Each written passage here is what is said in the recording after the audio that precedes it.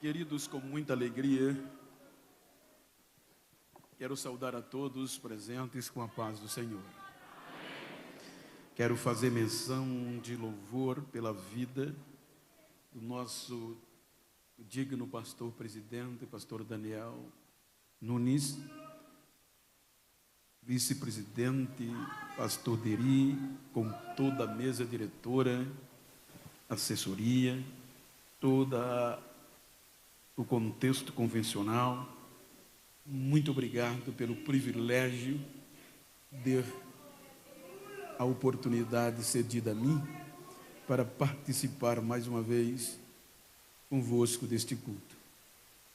Que Deus recompense-os. Eu quero ler o texto.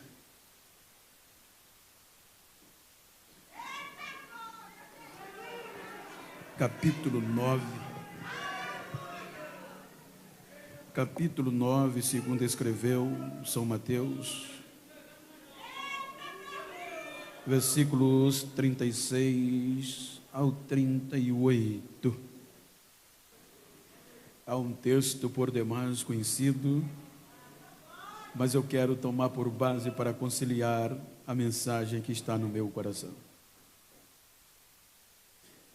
O texto diz, Mateus 9, 36, eu estou lendo ou lerei na Bíblia King James, versão atualizada. Ao ver as multidões, Jesus sentiu grande compaixão pelas pessoas, pois que estavam aflitas e desamparadas como ovelhas que não têm pastor.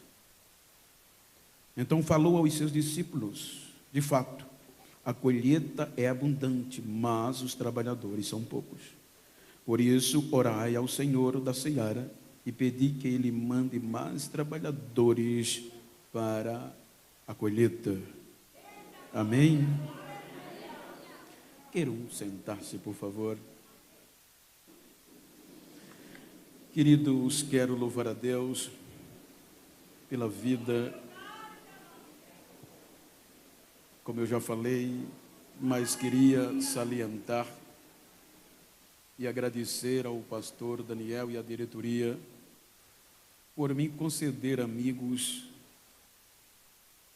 E eu gostaria de citar o nome de todos, mas como não é possível, quero agradecer ao pastor Jailton pelo carinho, o cuidado, desde quando me formulou o convite em nome do pastor e da diretoria, até a minha chegada e até a minha volta. É um amigo, quero agradecê-lo.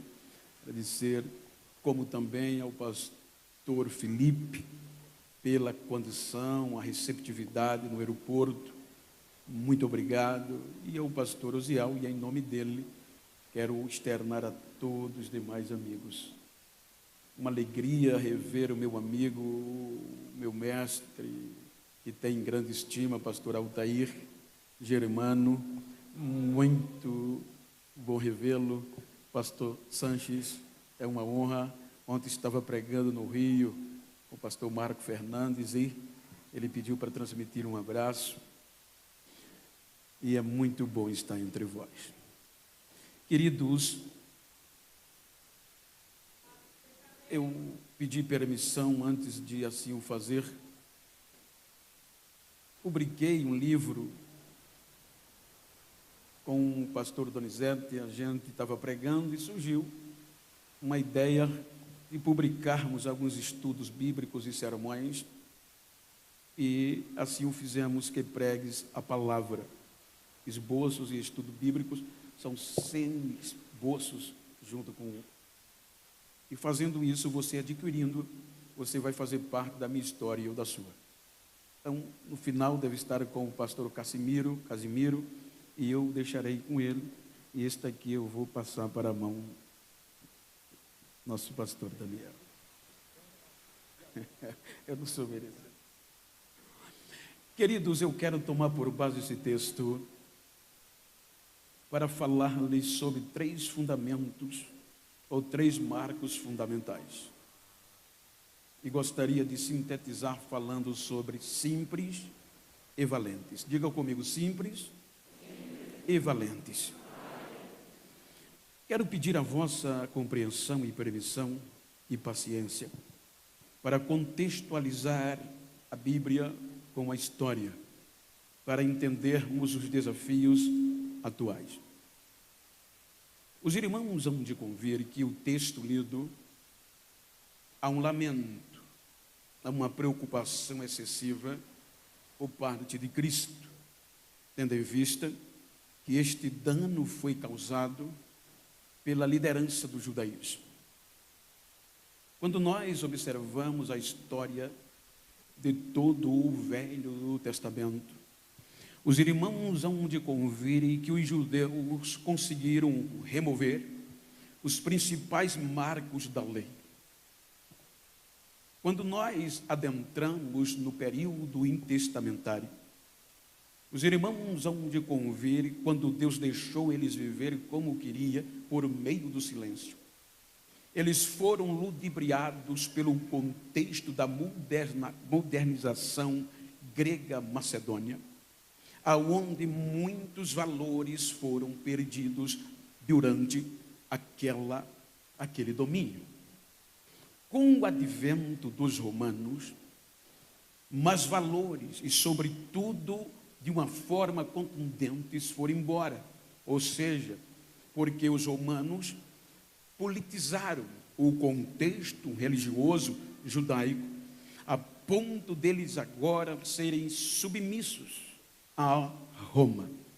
Então é dentro deste contexto que os grupos religiosos se debatem em busca do domínio político e religioso, e dentre eles os mais numerosos fariseus e os saduceus, que eram o grupo poderoso responsável pela adoração e o pessoal elitizado, pois os saduceus eram responsáveis porque este grupo estava incluso o sumo sacerdote, as pessoas influentes, ou seja, os homens que deveriam praticar os marcos antigos, baseado no amor ao próximo e a Deus. Eles perderam. E com este advento, primeiro, a simplicidade foi se perdendo, foi se indo, a simplicidade deste amor.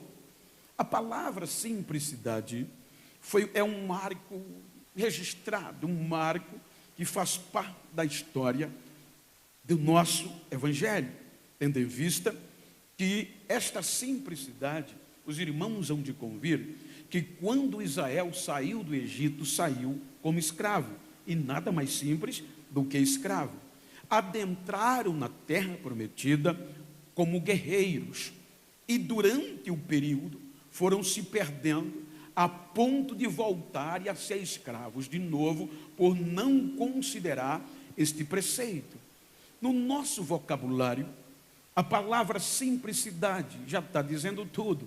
Não é simples ser pobre, ser jogar. Não, a palavra simplicidade é não ser complicado. Veja como é simples.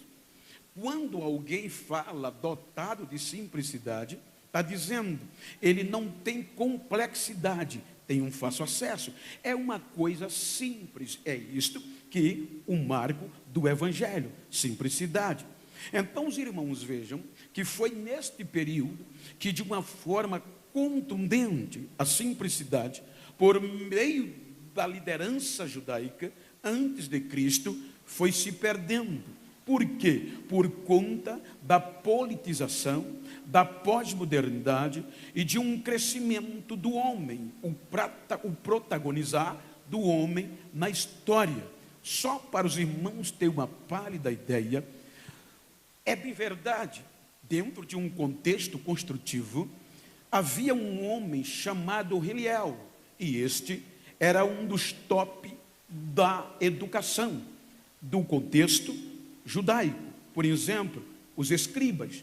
E qual era a função destes homens, educadores? Interpretar a simplicidade da lei e aplicar no cotidiano. Mas perdendo-se a simplicidade, eles começaram a exigir muito do povo, dentre as 39 observações do dia do sábado. Não pode carregar a cama, não pode cuspir e fazer lodo, e assim sucessivamente. E sejam, eles foram complicando o acesso do povo a Deus, isto é, perder a simplicidade.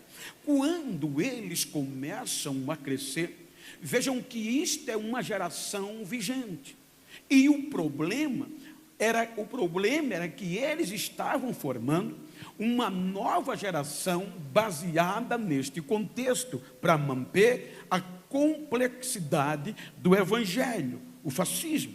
Então, quando nós observamos esse contexto, em vez de simplificar o evangelho das pessoas a Deus, eles vão complicando por meio da segregação e dos seus argumentos, que o povo não sabia nem o que queria dizer. Observava por obrigação, mas não entendia de coração. Quando morre Hillel, com o passar, surge o seu neto, o top dos tops, Gamaliel. E vejam que Gamaliel galga o patamar de Rabã, o Raboni, e isto excede é o top dos top, porque segundo John David, do seu dicionário, ele classifica as 3 classes de educadores dentro do contexto do judaísmo, do escriba. Ele diz Rabi, Rabi e Rabon, o Raboni. Isso implicava dizer que o Rabi era um professor simples, aquele que ensinava na sala de aula e pronto. O Rabi, ele tinha algo a mais, ele dava a interpretação. Por exemplo, você terminava a aula e tinha dúvida, e poderia chegar no Rabi e perguntar, e ele lhe ajudava. Portanto, Rabi, meu mestre. Quando se chamava Rabon ou Raboni, era o top dos tops. Além de tudo, era o que agregava, era o que visitava, era, querendo dizer, não meu mestre, mas o nosso mestre. Então, veja que Gamaliel era chamado de Rabon, ou Raboni, o top dos tops. É aqui que o negócio começa a complicar mais ainda, porque, em síntese, eles pegavam a nova geração no sabatinar, com os 12 anos, porque uma criança judia, diz o contexto histórico, começava a estudar a Torá dentre os seus 6 a 10 anos, e já a decorava.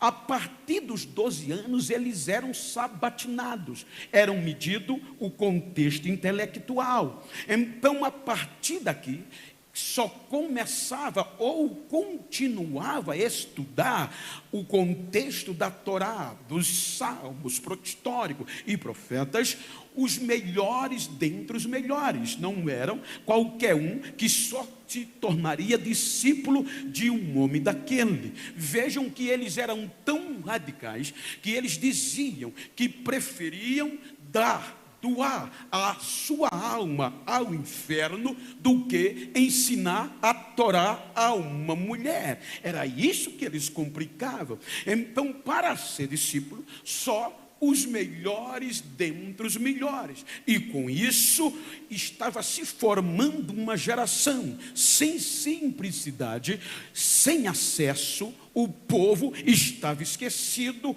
e a elite desta classe era tão grande que quando um mestre desse andava com os discípulos, as pessoas se curvavam, reverenciando-os pela importância que eles tinham. Mas o povo não tinha acesso a este povo. Era um povo chamado por Deus para manter a simplicidade e o seu poder.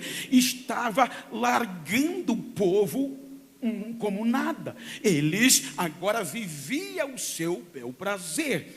pôde observar que o próprio culto que eles faziam, dentro de uma razão construtiva, não estou aqui criticando, não vim para isso, mas eles matavam animais conforme o ritual, eles ofereciam oferta de libações conforme os rituais, mas não havia poder de Deus, não havia simplicidade, nada novo acontecia. Então, quando Jesus vem para pregar o evangelho da simplicidade, ele contraria tudo isso. Primeiro, a escolha dos seus discípulos, pois Jesus vem trazendo o maior projeto de restauração da lei, ou seja, baseado no amor. Então,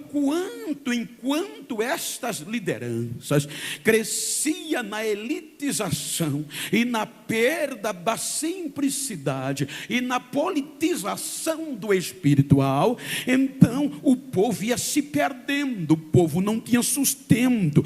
Quem tinha influência entrava, mas o povo, para eles, eram malditos, que não observavam a lei. Então eles vão com este patamar. Então vejam, qual empreendedor que quer empreender um projeto ousado iria, obviamente, na lógica, em Jerusalém?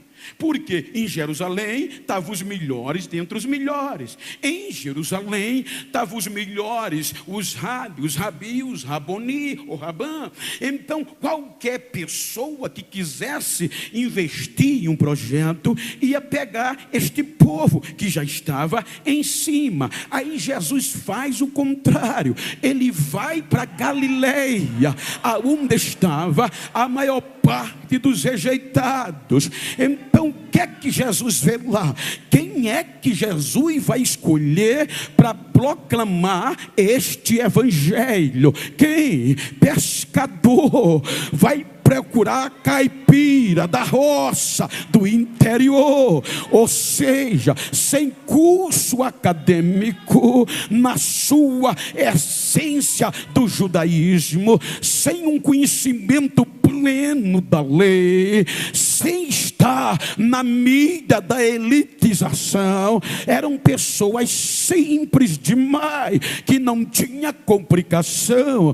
A história diz que eles eram trabalhadores, eles ralavam. Jesus disse: vai dar certo para o que eu quero, porque eu não vou querer famoso ou importante, eu vou querer quem tenha coragem. Por quê? Os galileus, o sol, a chuva, o vento não fazia eles parar. Pescavam, plantavam, contra tudo e contra todo. Outro aspecto era a resiliência dos galileus. Segundo, salvo engano, Flávio Joséfo diz que eles eram resilientes além de trabalhadores, ou seja, podiam esticar, podia pisar, podia ir maltratar, mas quando a prova passava, eles estavam do mesmo jeito, na originalidade. Eles eram honrados, eles davam mais valor à honra do que o dinheiro. Então eles não se vendiam. 11 deles eram da Galileia, só Judas que não era. Ou seja, olha o que é que faz. Agora Jesus vai começar a pregar o evangelho com este povo. Pregar nenhum mestre. Jesus, pelo contexto didático, era raboni, ou seja, ninguém, um raboni, teria coragem de aparecer com um grupo desse para disseminar a sua tese ou a sua proposta. E qual era a proposta de Jesus? O evangelho, o seu ensino. Marcos capítulo 3, versículo 13 diz que ele subiu o monte e chamou para si aqueles aqueles que ele quis e os nomeou para proclamar o seu evangelho, ou seja, o evangelho baseado no amor, na simplicidade e na ousadia e no poder de Deus. Então era o que ele queria. Quando eles começam a pregar, veja que o contexto está de uma lamentação e tal. Jesus vai pregar e observa as multidões e se admira, porque o povo estava longe da realidade. Então é quando ele se expressa para os seus discípulos, um lamento. A multidão estava aflita, desesperada, como ovelha que não tinha pastor. Então ele conclama aos discípulos: a seara é grande, orem ao dono para que mande mais trabalhadores, simples, valentes e cheios do poder de Deus. Estes são os marcos do evangelho: simplicidade, ousadia e poder de Deus. Isto é o essencial. Então eles começam a pregar.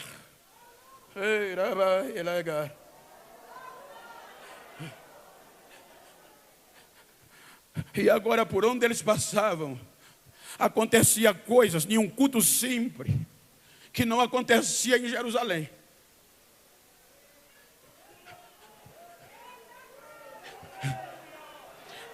O cego tinha acesso, o coxo tinha acesso, a prostituta tinha acesso, quem não prestava tinha acesso. E a pregação era simples, era só crer, não tinha argumento difícil, e isso ia impactando.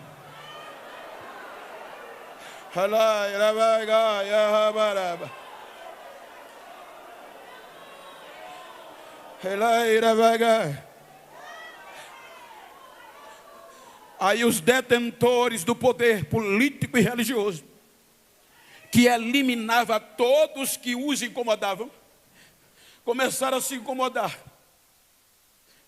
E a primeira coisa foi ver isso, a simplicidade. E mandaram os seus escribas, os seus peritos, ir para um culto de pregação que Jesus estava pregando.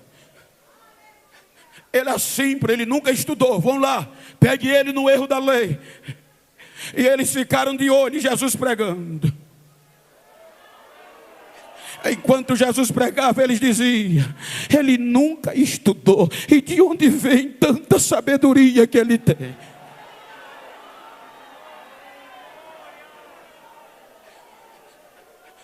Não deu certo.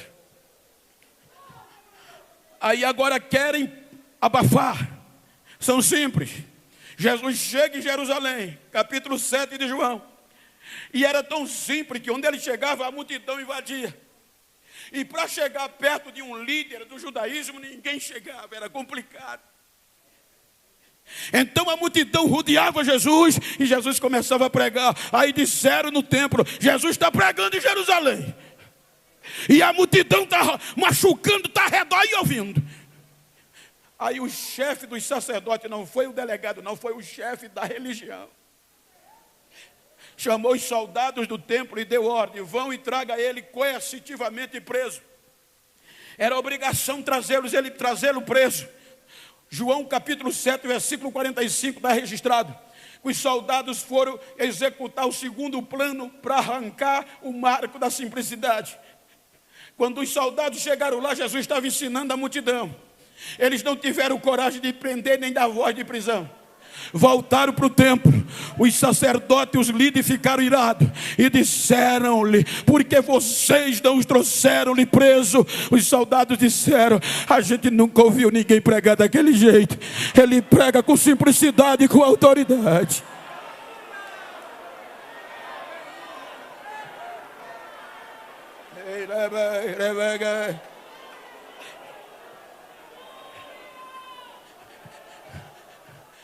os Raboni, o Rabã do judaísmo, estava formando uma nova geração, sem simplicidade, sem valentia, porque se escondia detrás das tradições e sem poder de Deus. Agora vem Jesus levantar uma geração simples, valente e cheia do poder de Deus.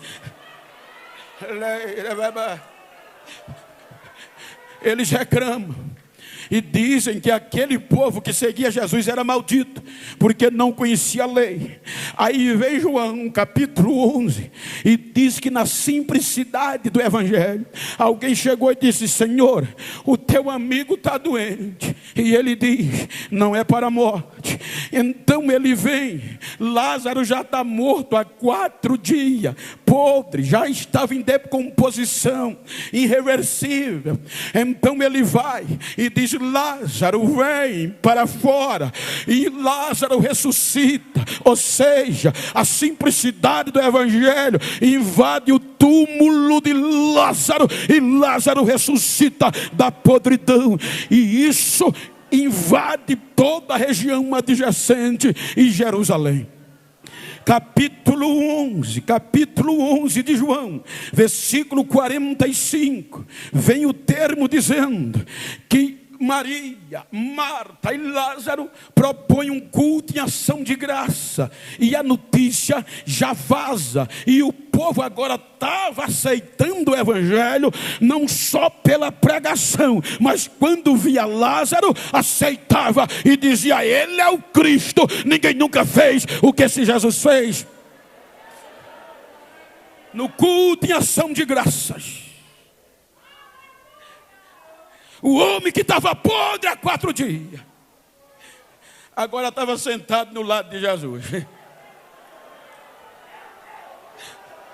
Aí João diz que a multidão via, e alguns fariseus viram aquilo, e alguns deles aceitaram a Jesus e a simplicidade do evangelho só em ver Lázaro lá. E outros correram para os sacerdotes e disseram tudo o que havia acontecido. Então é provocada uma reunião em caráter urgencial.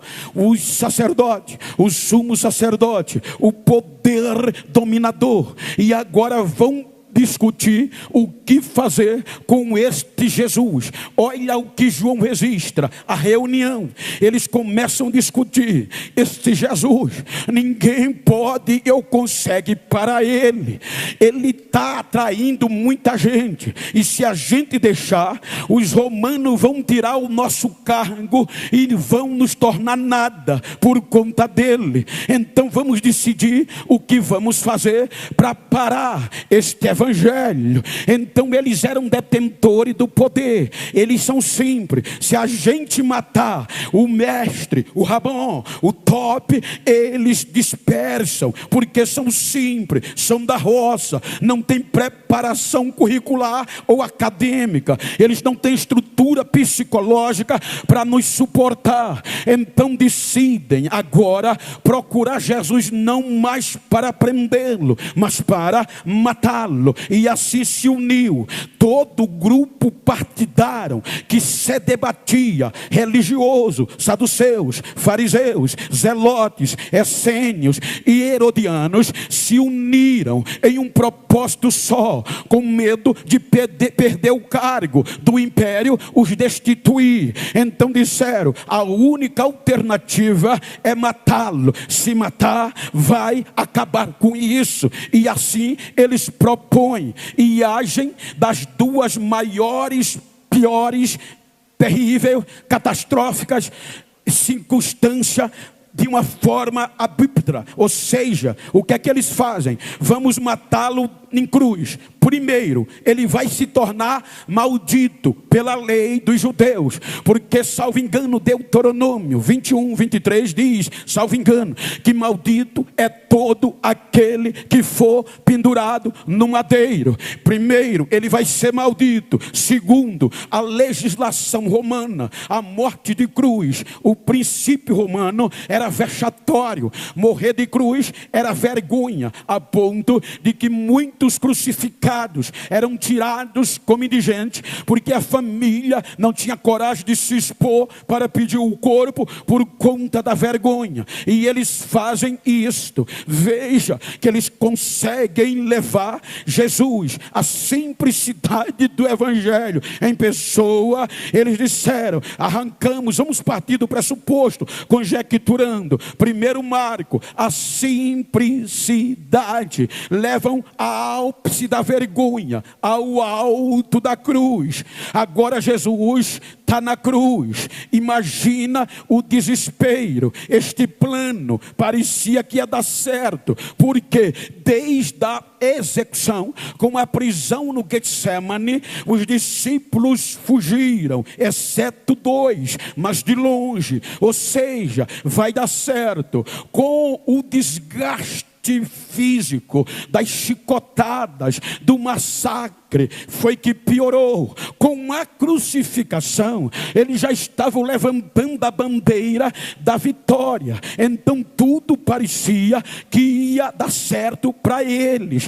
E para piorar, sepultaram, constataram fisicamente a morte de Jesus. Acabou, acabou, acabou. Os próprios ou os mais otimistas dos seguidores não tinham mais esperança. Até a própria Maria e outras Marias, na manhã do terceiro dia, elas vão ao sepulcro ver os restos mortais. Elas não estavam preocupadas com a ressurreição, mas sim com o embalsamar do resto mortal de Jesus. Quando ela chega no sepulcro, que não encontra o corpo, ela sai fora e começa a chorar. Veja, em desespero bate. Acabou. Além de morto, roubaram o corpo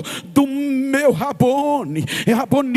Então ela chora. Aí vem 2 anjos, questiona: Maria, por que choras? Levaram o corpo do meu mestre. Maria, não, é que a morte não pôde conter ele. Ele ressuscitou, ele já está vivo. Mas não foi suficiente para ela crer. O plano foi bem feito.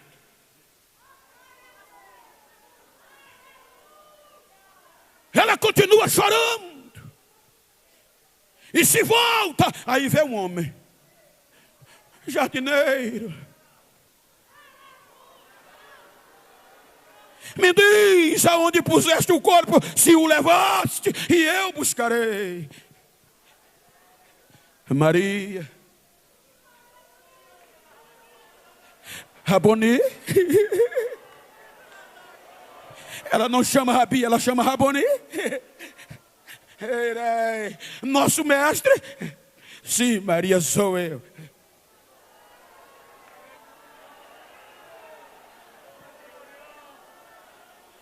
Vá e diga aos meus irmãos e seus irmãos que eu estou vivo.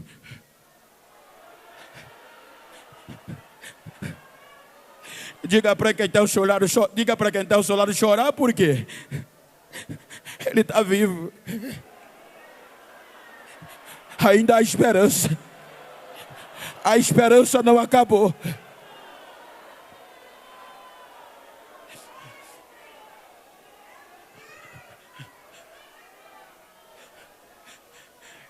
Ele vai restaurar um por um. Isso é que é simplicidade. Com todo respeito, qual pastor presidente, com todo respeito, excelências, estudiosos e professores, qual empreendedor, qual pastor presidente era simples o tanto para ir buscar aquele povo de novo? Sendo que hoje tudo é rasgar a credencial. Eu não estou pregando aqui contra ele, eu estou falando de simplicidade do evangelho. Senhor, Pedro disse que não é mais crente não, que nem te conhece. Deixa comigo, eu não vou desistir dele não. Diga o que disser, eu vou buscar.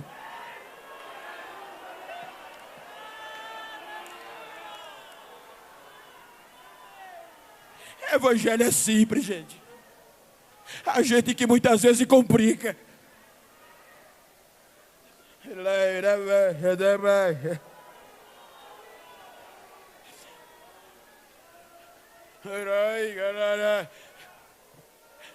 Ele repara 11, porque Judas se suicidou, mais 11. E você não vê característica que não valia mais nada. Ele restaura tudinho, até Tomé. Diga para quem está ao seu lado, não tinha coragem de cultuar de novo com Tomé?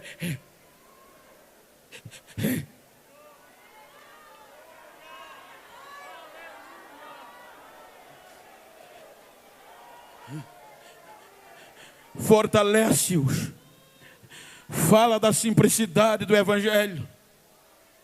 Vão e pregue a todas as criaturas, batizando-a no nome do Pai, do Filho e do Espírito Santo. E eu vou estar com vocês todos os dias, até a consumação dos séculos. Fiquem em Jerusalém, em síntese, até que do alto sejais revestido de poder. Vai aos céus. E quem fica agora? Os simples.